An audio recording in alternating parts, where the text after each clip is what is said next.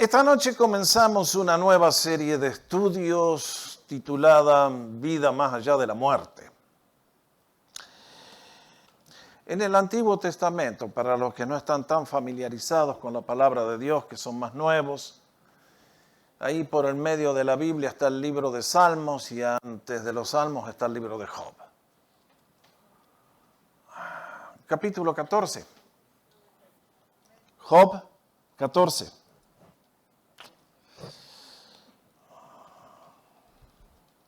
¿Lo tienen? ¿Llegaron? Bueno, entonces vamos a comenzar a leer en el versículo primero. El hombre, o sea, la raza humana, nacido de mujer, corto de días y lleno de sinsabores, como una flor brota y se marchita, y como una sombra huye y no permanece. Sobre él ciertamente abres tus ojos y lo traes a juicio contigo. ¿Quién hará algo limpio de lo inmundo? Nadie. Yo sé que sus días están determinados, el número de sus meses desconocido, y ha fijado límites para que no pueda pasarlos. Aparta de él tu mirada para que descanse. Haz que cumpla su día como un jornalero. Porque hay esperanza para un árbol. Cuando es cortado, que volverá a retoñar, y sus renuevos no le faltarán. Aunque envejezcan sus raíces en la tierra y muera su tronco en el polvo, al olor del agua reverdecerá, y como una planta joven echará renuevos. Pero el hombre, ya sin arte, el hombre expira. ¿Y dónde está? Como las aguas se evaporan del mar, como un río se agota y se seca. Así el hombre se acuesta y no se levanta más. Hasta que los cielos ya no existan, no se despertará ni levantará de su sueño. Oh, si me escondieras en el Seol, si me ocultaras hasta que tu ira se pasara. Si me pusieras un plazo y de mí te acordaras. Si el hombre muriese, ¿volverá a vivir? Todos los días de mi batallar esperaré, hasta que llegue mi relevo. Entonces tú llamarás y yo te responderé. Anhelarás la obra de tus manos. Pero ahora cuentas mis pasos, no observas mi pecado. Sellada está en un saco mi transgresión y tienes encubierta mi iniquidad. Pero el monte que cae se desmorona y se cambia la roca de su lugar. El agua desgasta las piedras, sus torrentes se llevan el polvo de la tierra. Así destruyes tú la esperanza del hombre. Prevaleces para siempre contra él y se va. Cambia su apariencia y lo despides. Alcanzan honra a sus hijos, pero él no lo sabe. O son humillados, pero él no lo percibe. Pero su cuerpo le da dolores y se lamenta solo por sí mismo. Como les decía, la pregunta que lanza Job allí en el versículo 14 es la pregunta que ha hecho la raza humana desde el día 1, la está haciendo en el día de hoy y la hará hasta el día final. La realidad de nuestra vida y que tiene fin nos obliga a pensar. ¿Quién soy yo? ¿De dónde vengo? ¿A dónde voy? La situación de Job era realmente desesperante. Para los que no conocen la historia, se piensa que Job vivió más o menos 2000 años antes de Cristo. No hay registro en este libro de la nación hebrea, no hay registro de templo, no hay nada. Allí está Job solo. Aparece de la nada y sobre su vida viene un sufrimiento indescriptible que ustedes pueden leer después en casa. Y ahora que está en medio de una prueba espantosa donde ha perdido la vida de sus 10 hijos, imagínense un funeral con 10 hijos. ¿Quién aguanta semejante dolor? Perdió todos los bienes, perdió absolutamente todo, está enfermo. Y encima hay 3 amigos que lo vienen a consolar y lo único que hacen es causarle más heridas al pobre Job. Y entonces, en medio del dolor desgarrado, Job, que vive 2.000 años antes que el Señor viniera y nos contara todas las cosas que vamos a estar viendo dentro de un ratito, él hace la pregunta. El hombre, nacido de mujer, tiene una vida cargada sin sabores. Es una flor que dura un ratito y es apenas sufrimientos y dolores y lucha y trabajo y después muere y los hijos. Lo enterraste por ahí y lo dejaste abandonado. O si tú aparecieras. Bueno, años más tarde el Señor contestó todos los interrogantes que Job planteó para nosotros. Ustedes y yo estamos felices de que tenemos la información del Nuevo Testamento para contestar la gran pregunta que se hace Job. Él miraba un árbol que está seco en el invierno y dice, murió el árbol. Pero dice también, apenas vuela el agua, vuelve. Pero ¿y el hombre? ¿El ser humano? En esta noche el propósito mío es tratar de llevarnos a nosotros a entender lo que es la vida después de la muerte. Quisiera recordarles, antes que nada, que todos los sistemas religiosos que ha habido en la vida y las ideologías políticas, inclusive, intentan dar una respuesta al dilema de que, ¿qué hay después de la muerte? Por eso es una palabra técnica y que tal vez algunos no la conocen, es la palabra escatología. Quiere decir un estudio de las cosas últimas. Cuando hablamos de escatología, hablamos de la venida del Señor. Hablamos de lo que será el juicio final, de lo que son las cosas allá, las postreras. Y sin embargo, casi todos los sistemas religiosos que ustedes conocen van a tratar de dar una explicación de qué pasa después de la muerte. Ustedes, por ejemplo, bien pueden recordar al budismo, que nos habla de que después de la muerte el que viva de cierta manera va a alcanzar el estado de nirvana. Hace unos años atrás, a los jóvenes musulmanes se les decía, pónganse un montón de bombas en el cinturón, se detonan en un momento y del otro lado le esperan 70 vírgenes. Otros nos recuerdan que después de la muerte nos espera el limbo o el purgatorio. Otros, como el hinduismo, nos recuerdan las reencarnaciones y la cosa continúa y continúa y continúa. Las ideologías políticas también tienen una escatología, no vayan a creer.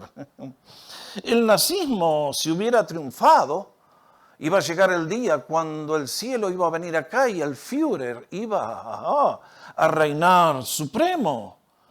El marxismo tiene su canto de victoria, cuando finalmente los proletarios logren plasmar la revolución en todo el mundo. Y entonces será el estado perfecto aquí y la eternidad que ni hablemos. Sin embargo, ustedes y yo sabemos muy bien que mientras todas estas cosas son muy lindas, son productos de mentes humanas. Y mientras sean productos de mentes humanas, tienen absolutamente cero de valor. Porque ¿quién de nosotros alguna vez fue al otro lado y volvió para contarnos lo que vio? ¿Conocen alguno? No, ese ser humano no existe. El único que pudo hacer eso es nuestro Señor Jesucristo. Porque Él es Dios que se hizo hombre y vino para contarnos lo que sí nos espera del otro lado. Por lo tanto, cuando vemos este tema, tenemos que recurrir a la palabra de Dios, porque es el único fundamento seguro. El único que pudo decir verdad es el Señor. Fuera de Él es todo estafa y cuento. Ciencia ficción, cuento de niños, cuento de hadas. Ahora, la pregunta es, ¿vale la pena estudiar este tema? ¿Por qué lo quiero hacer? Básicamente por dos razones. Primero, porque quiero darles certeza, basándonos en el conocimiento a los creyentes en Cristo. Si usted es nuevo en las cosas de Dios, usted me escucha predicar a mí, Los domingos se tratan ciertos temas, pero ustedes ven la cantidad de temas que hay en este libro maravilloso. Es imposible tratarlos todos ellos. Usted va a una casa de paz, se tratan algunos temas, no se pueden tratar todos. Usted puede comprar libros, escuchar la radio, ver la televisión, así todo, hay tanto para aprender. Entonces, el objetivo de los viernes a la noche es tratar temas que no se pueden tratar en otras ocasiones. Temas que son prácticos, porque tienen que ver con preguntas que todos me hacen, y usted se la ha hecho, y si ya tiene las respuestas, gloria a Dios. Pero la pregunta que me hacen es, pastor, el día que muremos, que vamos a morir, y estamos en el cielo, ¿vamos a conocer a papá y a mamá? Esas son las preguntas. ¿Cómo vamos a hacer? ¿Cómo será nuestro cuerpo? ¿Qué vamos a estar haciendo allá? ¿Nunca se hizo esas preguntas? Yo creo que sí, todos la han hecho, todos la hemos hecho. Entonces, no es solamente eso, sino que nos debe dar certeza. Vienen las preguntas, ¿qué hacemos con un muerto? ¿Lo cremamos? ¿Lo enterramos? ¿Qué dice la Biblia? Hay un millón de preguntas. ¿Será que de este mundo nos vamos y luego qué pasa? ¿Muerto el perro se acabó la rabia? ¿El día que muero soy como un vapor que se desvanece en una nada infinita? Esas son las preguntas que tantas veces la gente nos hace. La segunda razón por la que quiero tratar este tema es que si usted le pone buena actitud al tema, y no viene solamente para escuchar, sino realmente con la actitud de aprender, usted puede llegar a ser de mucha bendición para otras personas que le están haciendo los interrogantes a usted, de la misma manera que me lo hacen a mí. Yo no nací sabiendo todas estas cosas que comparto ahora, que tengo 45 años de edad. Me tomó unos cuantos añitos. Y en la medida que uno va avanzando y va creciendo, cada vez va encontrando respuestas más racionales, completas, para personas inteligentes que hacen buenas preguntas.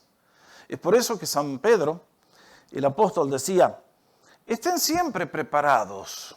¿Para qué? Para presentar defensa de vuestra fe. Alguien te dice a la hora del lunch, che, ¿vos qué crees? ¿Ustedes qué creen los cristianos con respecto a la muerte? Y ustedes van a decir, y que los muertos mueren. Eso es muy profundo. Por eso usted tiene y yo tenemos que estudiar estas cosas.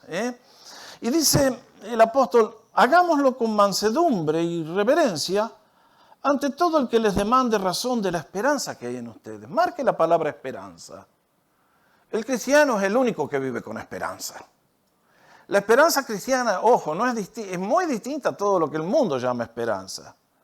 Hay gente que dice, a mí me gustaría ganarme la lotería. Ah, qué lindo. Pero de ahí que la gane. Ay, tengo la esperanza que voy a ganar la lotería. A ese está más convencido. Pero de ahí a que la gane, se dan cuenta. Pero la esperanza cristiana no es me gustaría, tal vez.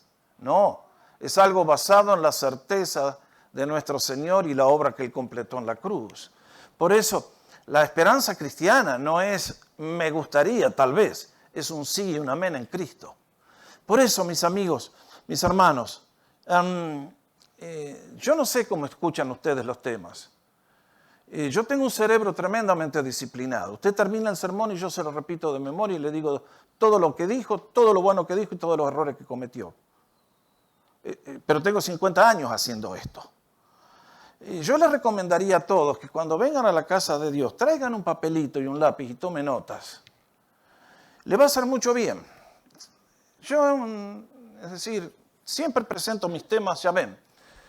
Y allá en Vancouver tenía una señora que todos los temas que yo entregaba impresos, tomaba el buen criterio, tenía un binder, ahí los clic, los archivaba todos. Tal es así que un día, no sé qué me pasó con la computadora, perdí un tema, no me quedó ni el recuerdo.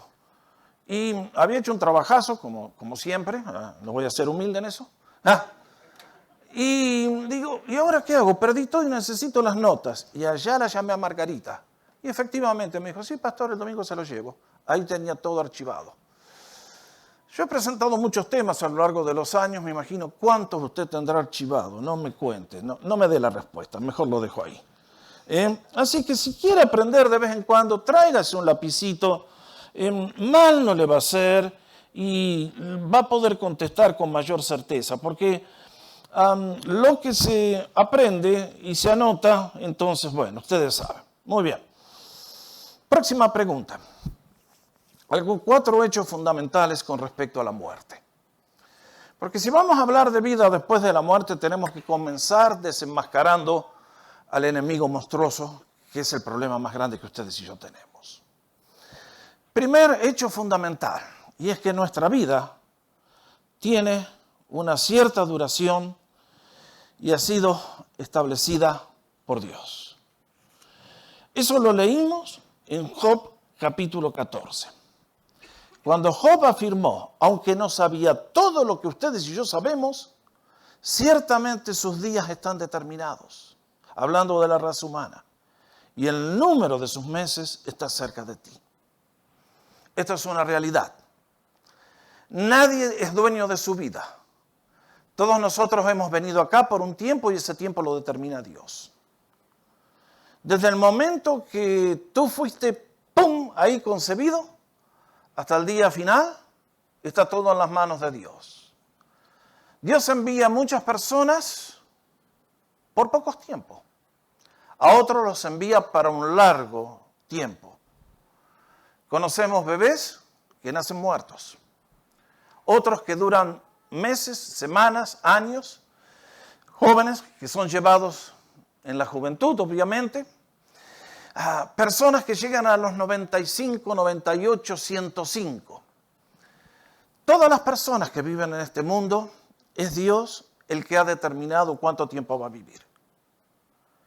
Él sabe muy bien, está todo anotado en su libro de las memorias de la vida, y tiene a cada uno de nosotros en su computadora, nos conoce, no se olvida de nadie. Ustedes recuerdan cómo nos conoce el Señor, que nos dijo que hasta los cabellos de nuestra cabeza están contados. En el caso de los pelones es más fácil, ¿no es cierto? Pero que nos conoce bien de cerca el Señor. Nos hace marca personal en el lenguaje del fútbol. Entonces, inclusive cuando una persona se quita la vida, el Señor sabe. Ese es un tema largo. Segundo hecho, es que todos estamos familiarizados con la muerte. De pequeñitos nos encontramos con este monstruo. Un día le tenemos que decir al chiquito de 3 años, la abuelita no vuelve más. Y nos pregunta, ¿dónde tenemos que ir, papá? Y vamos a despedir a la abuelita. ¿Y por qué la pusieron en ese lugar? ¿Por qué la dejaron ahí? Y ustedes y yo tenemos que explicarle a los chicos quién es este monstruo que ha tomado a la abuelita o a un ser querido. Es bravo el tema, de chiquitos. Después agregamos las películas y bueno, ahí sí que sabemos lo que es la muerte, ¿no? Y entonces la gente que cae y muere y bueno, ustedes saben. Sí, la muerte, todos estamos familiarizados con ella. No podemos evitarla. Vamos por la calle y vemos la procesión, la carroza esa larguita. Y uno dice, bueno, ahí está. Tercer realidad en cuanto a la muerte. Y es que la muerte mete miedo. ¿Les gusta esa expresión? A nadie le gusta hablar de la muerte. Imagínense ustedes un sábado a la noche en una fiesta del mundo. Ahí que están todos. Díganle a alguno de esos, che, ¿vos estás listo para morir esta noche? Van a ver lo que le van a decir. ¿Pero de dónde trajeron a este que nos aguó la fiesta, nos arruinó? No. Todo el sistema del mundo es una actitud cobarde para tratar de olvidar lo que no se puede escapar, la muerte. Estamos contentos en el Titanic, mientras la orquesta toque y haya cerveza y lo otro. ¡Viva la vida, viva la vida! Pero el témpano de hielo se viene, hermano, y te vas a ir a pique. ¿Y en después qué? Es por eso que la Biblia nos recuerda que detrás de la muerte está un enemigo espantoso. El libro de los Hebreos nos recuerda que nuestro Señor vino para destruir por medio de su muerte y la resurrección, of course, al que tenía el imperio de la muerte, esto es al diablo. Ahora este versículo es muy importante, márquelo, porque hace un rato yo dije que Dios es el que determina el largo de una vida, pero quiero recordarle que la muerte es el negocio del diablo, que Él determina cuánto duran muchas vidas también. Y evidentemente no es el número uno, me imagino que vaya arriba y como hizo en el caso de Job, le pidió permiso y Dios le dio permiso y le dijo, está bien, puedes tomarle la vida a los hijos. Pero en muchos casos, estoy seguro que presenta el diablo delante de Dios y dice, dámelo a ese. Y dice, sí, toma, llévatelo nomás, ya es tuyo hace rato, llévatelo con vos nomás. Y mis queridos, el que tiene el imperio de la muerte, el negocio de la muerte es el diablo en el día de hoy. Esto corre para la gran mayoría de la raza humana que no conoce a Jesús y no tiene esperanza. Y fíjense lo que dice, que el Señor vino para liberar a todos aquellos que por el temor de la muerte estaban durante toda la vida sujetos a esclavitud. ¿Cuán cierto que es esto? ¿Cuán cierto que es esto? La persona que vive sin Dios vive con miedo. La muerte le mete miedo. No le hablen. No. Demos gracias, que buenas noticias, de que nuestro Señor vino a completar una obra que solamente Él podía hacer. Y por lo que Él hizo, entonces ustedes y yo tenemos esperanza. El cuarto hecho fundamental es que la muerte es inescapable. Sobre esto hemos hecho muchos chistes. ¿Quieren que les cuente alguno? Como la de aquel hombre que quedó viudo. Y entonces el tipo dijo, bueno, quedé viudo, ahora me voy a rejuvenecer. Y se fue al gimnasio, se puso en forma, se tiñó el pelo, se puso toda ropa joven, se compró un carro convertible y un día salió y ¡prum!, tiene un accidente y aparece en la puerta del cielo. Y San Pedro le dice, pero Javier, ¿qué haces acá? No te esperábamos. Ay, es que estás tan cambiado que te confundimos con otro. Mira, confundido con otro, con quien sea, cuando la muerte te llega, te agarra. Como aquel otro que tenía el pelo largo, ¿se acuerdan? Entonces dijo, uy, la muerte me va a venir a buscar, para que no se dé cuenta me voy a pelar. Y llegó la muerte y me mandaron a buscar un porrudo. ¿Conocen la palabra? Uno de pelo largo, pero como no lo encontré, por las dudas me llevo este peloncito. Y ahí se fue, Ustedes saben, la muerte gana todas las batallas, 100%, nunca ha perdido una. Hay 6.000, 7.000 millones de personas en el mundo en este día. En su debido momento todos van a caer. La muerte no pierde una. Yo doy gracias por los avances médicos. Doy gracias por la gente que trabaja en salud, por la gente que trabaja en laboratorios, descubriendo las curas, los remedios para nuestras enfermedades. Doy gracias por los doctores que hacen trasplantes, doy gracias por... Pero la muerte siempre gana. Recuerdo patente en el día de hoy, el año 1967. En el mes de diciembre de ese año, el doctor Christian Barnard de Sudáfrica hizo el primer trasplante de corazón. Y fue una revolución, nunca en la historia se había hecho algo así. Entonces a los pocos días le hicieron una entrevista al doctor en televisión. Doctor, ¿usted cree que con esta nueva técnica la inmortalidad puede ser una posibilidad? Y el doctor dijo, sí. 50 años más tarde, ¿dónde está la inmortalidad? No va a llegar nunca. Porque como vamos a ver, la muerte tiene un origen muy serio. Los puritanos ingleses fue una generación de gente que tomó a Dios muy en serio y fueron los que pusieron las bases culturales y espirituales del mundo norteamericano, de Inglaterra primero y de ahí para este lado, el mundo protestante. Ellos conocían la Biblia y creían en estas cosas. ¿Y saben lo que hicieron? Pasaron la ley que en los cementerios todas las lápidas tenían que tener todas la misma altura. Para recordarnos a todos que la muerte es el gran comunista, que nos empareja a todos.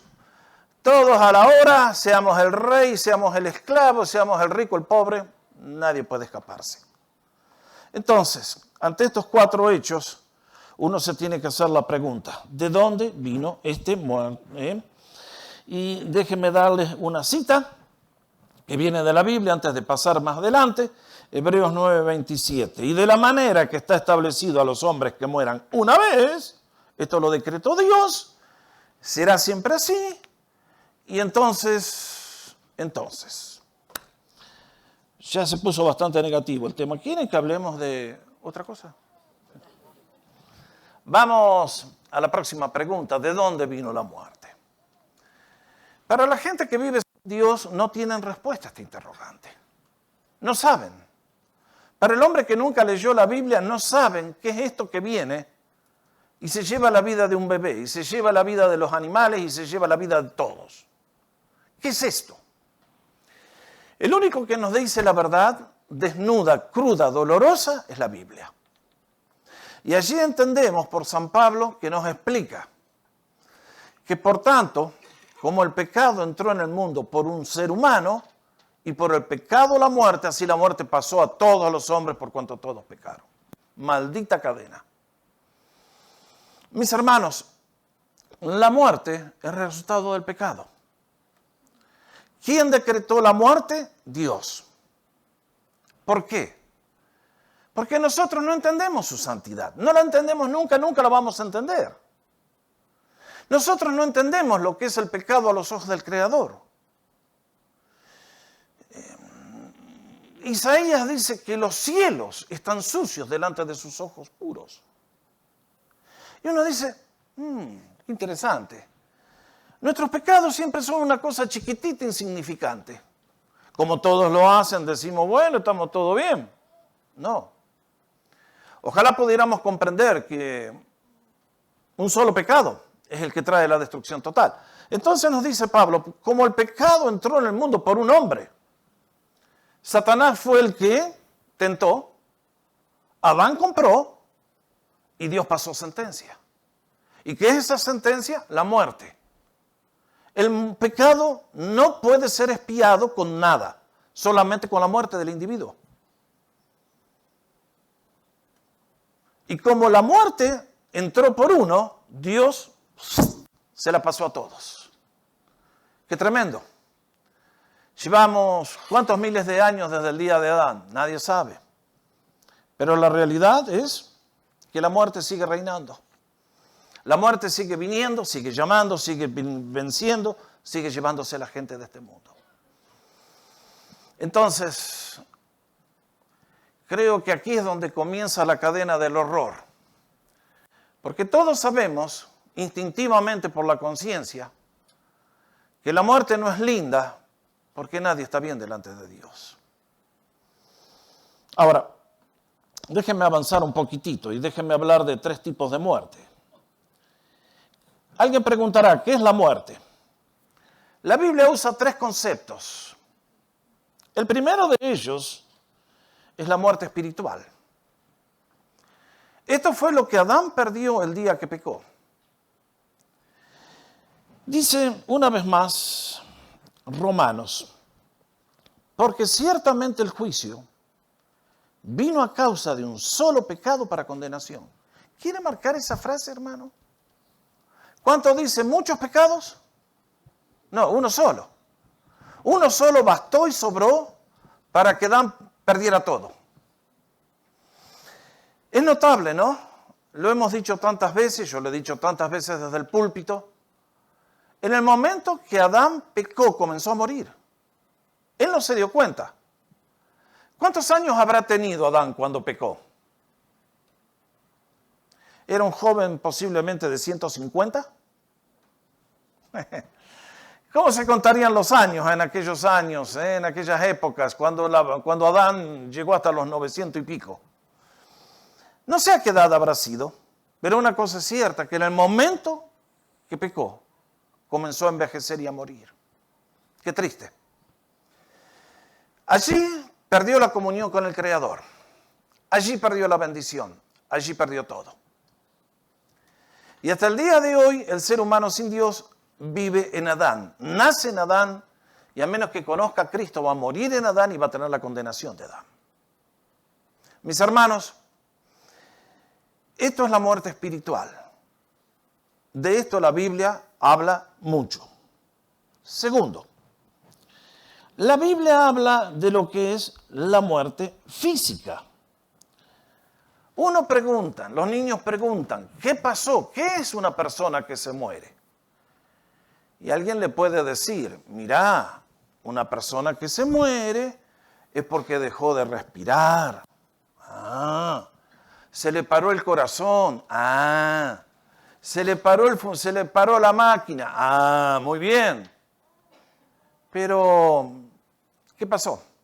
¿Es eso únicamente? ¿Es que las bacterias derrotaron a la vida y finalmente la persona muere?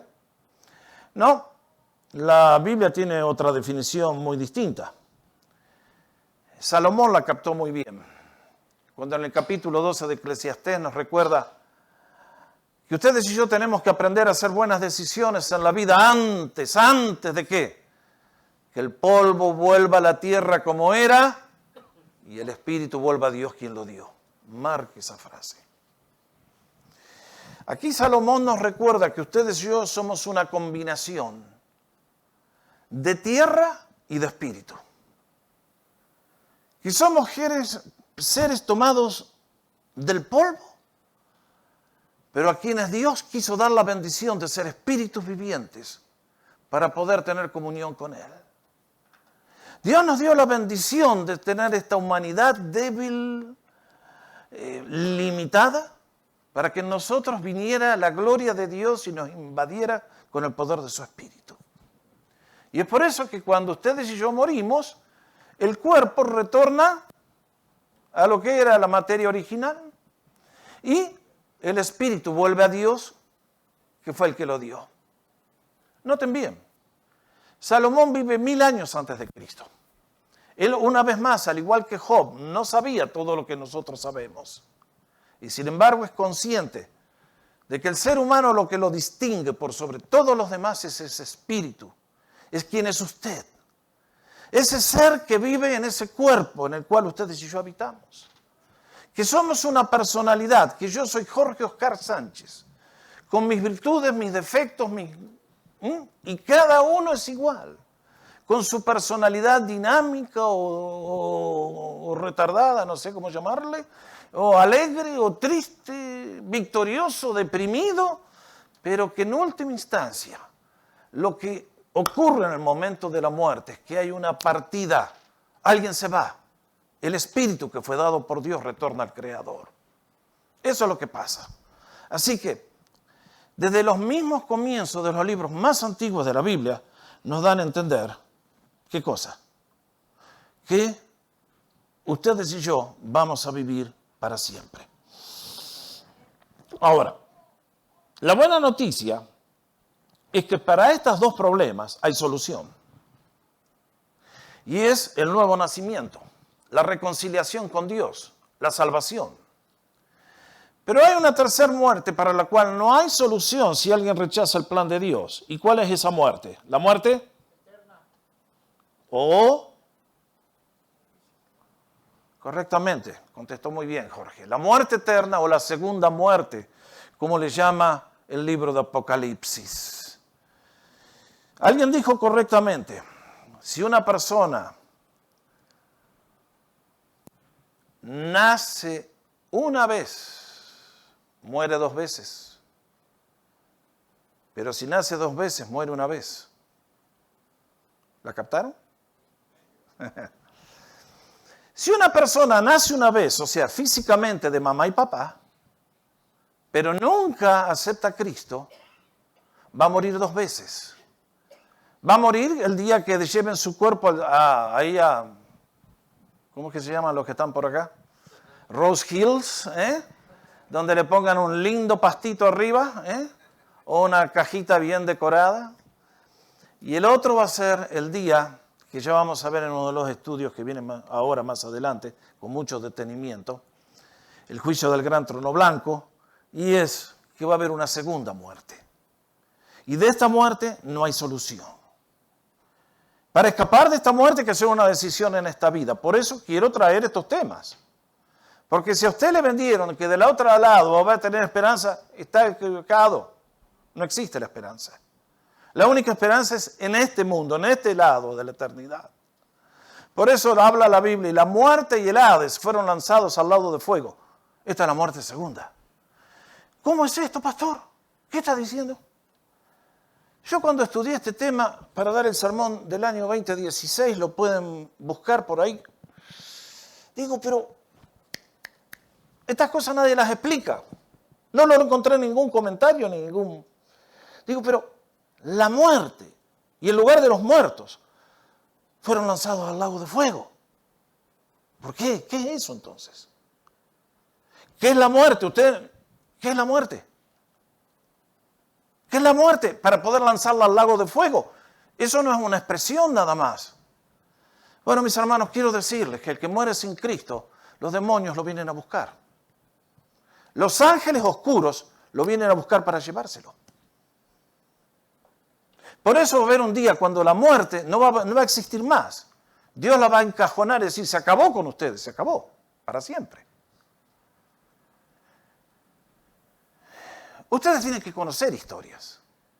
Estoy seguro que sí. Yo les podría contar muchas.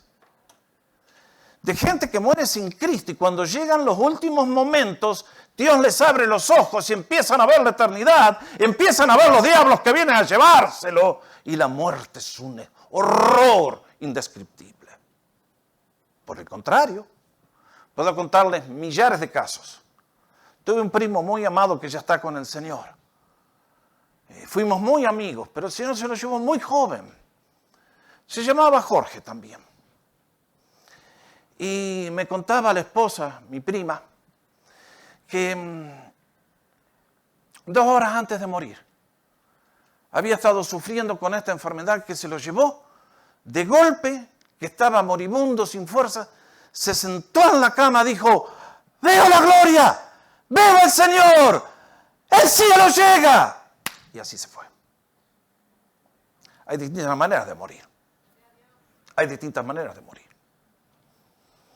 La persona que vive sin Cristo muere con horrores. Muchachos, chicas, no esperemos hasta el último segundo para resolver nuestra situación. Si le puedo decir a alguien que no conoce a Jesús en esta noche, entregue su corazón a Cristo y confíe en su obra sin reservas, porque es el único Salvador que hay. Es por eso, mis hermanos, que uno quiere hablar de estas cosas. Para la muerte segunda no hay solución. La persona que salte de este mundo, demasiado tarde. Ahora, las consecuencias de la muerte. Voy a tener que hacerlo rápido porque hay tanto para decir que para las personas que mueren sin Dios, la Biblia dice que la muerte es un enemigo y con justa razón. La Biblia acaba la existencia, acaba con todo. Lo único triste que yo, cuando miro hacia la muerte, digo, me da bronca que voy a tener que dejar a Christopher y a los seres que uno ama. Menos mal que está la esperanza de que nos vamos a volver a juntar. Pero para el que muere sin Cristo es un enemigo la muerte. No hay esperanza. Ustedes están en un funeral donde Cristo no se conoce. ¡Wow, wow, wow, wow! Y con dolor y con justicia, porque no hay más esperanza. Se acabó el juego, se acabó el chiste.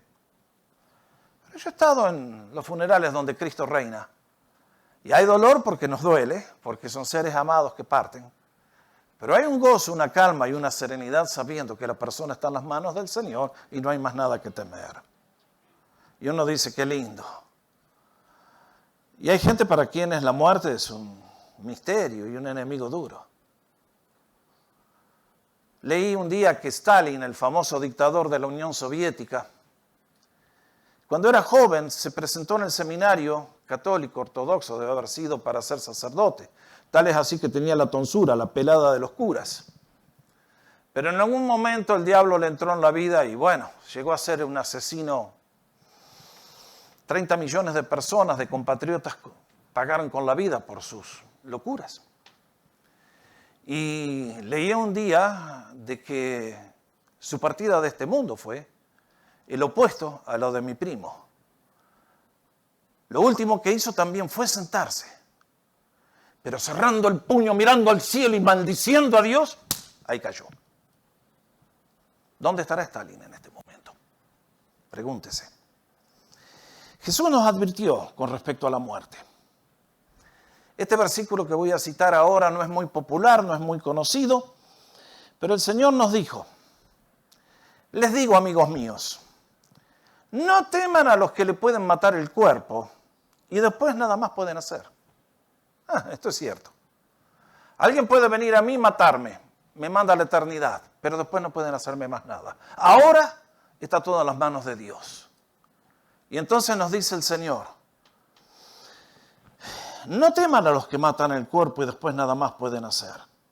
Yo les voy a enseñar a quién ustedes deben temer.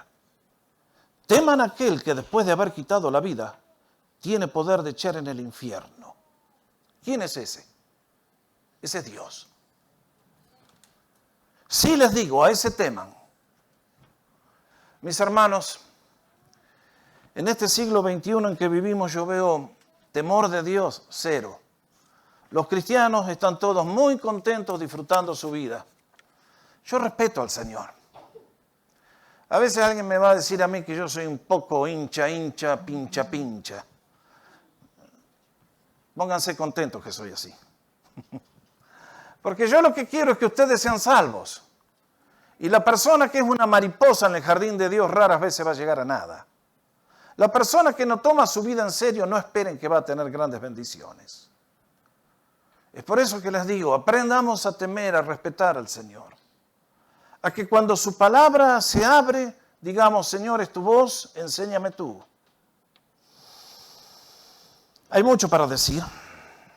Ojalá todos pudiéramos decir, ante la eternidad, quiero aprender a respetar la palabra de Dios. Por el contrario, ¿qué pasa con los que mueren en Cristo? ¿Qué dice la Biblia? Hay mucho para hablar de este tema, pero lo primero que nos quiere decir la Biblia, que para el creyente en Cristo, cuando pasa la eternidad, es algo bienaventurado.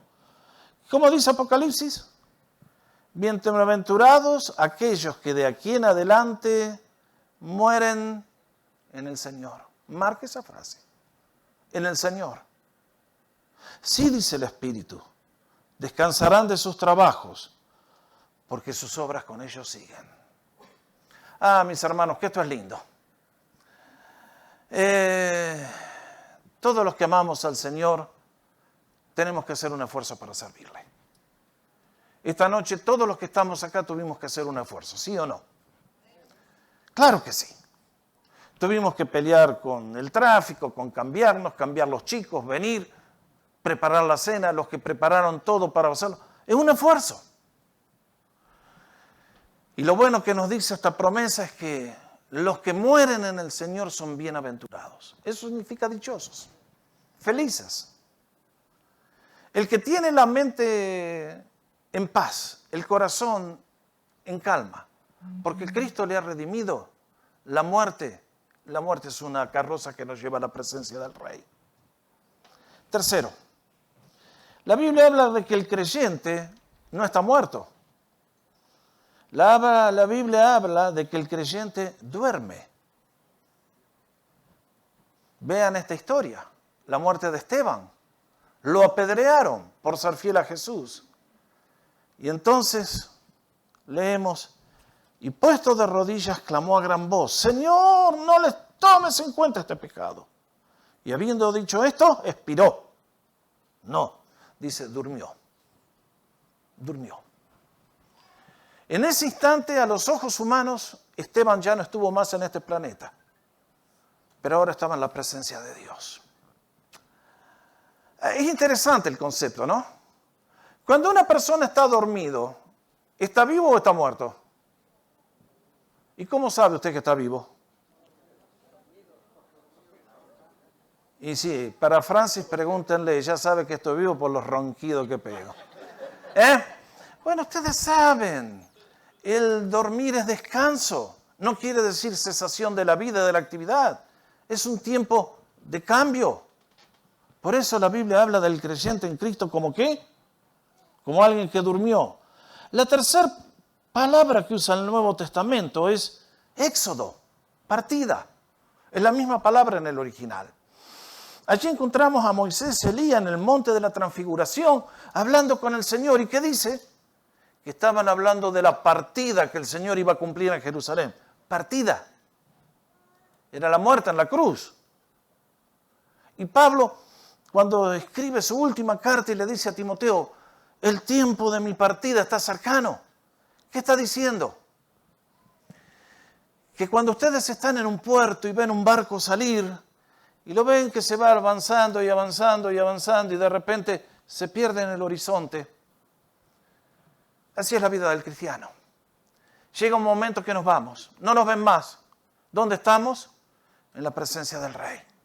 Sobre eso ya vamos a hablar mucho más en los próximos estudios, pero quiero concluir con esta exhortación final. Acá hay alguien que vivió bien, que supo lo que era la vida y la vivió en plenitud y nos deja este consejo y este testimonio. El apóstol Pablo. Siguiendo a lo que acaba de decir, que el tiempo de su partida está cercano, le dice a Timoteo, mirando hacia atrás, he peleado la buena batalla. Los últimos 30 años de la vida de Pablo fueron una batalla continua, sirviendo a Jesús, estableciendo el reino de los cielos, allí en todo el suelo de Asia y de Europa. Vaya pelea que tuvo.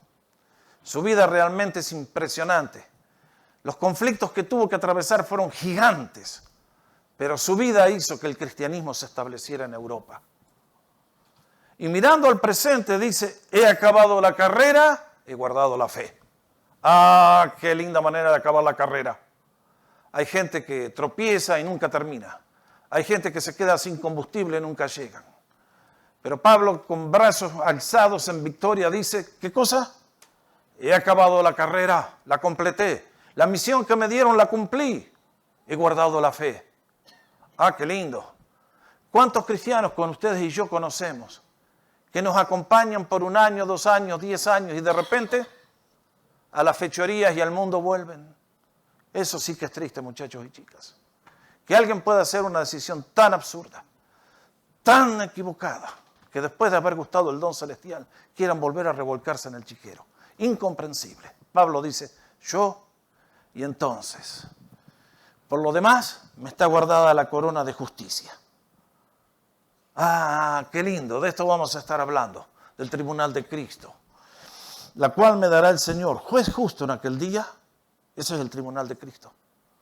Ese es el día de las recompensas.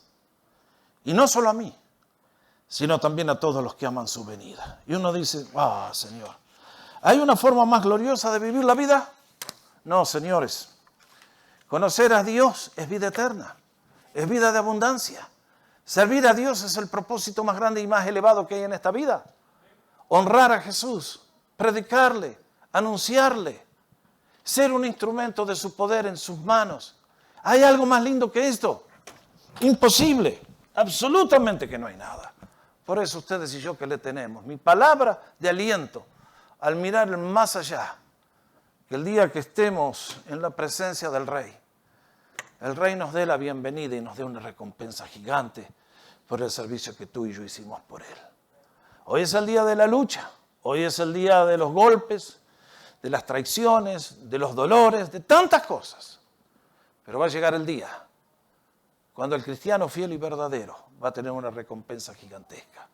Esa es mi oración por cada uno de nosotros que estamos en este cuarto en esta noche.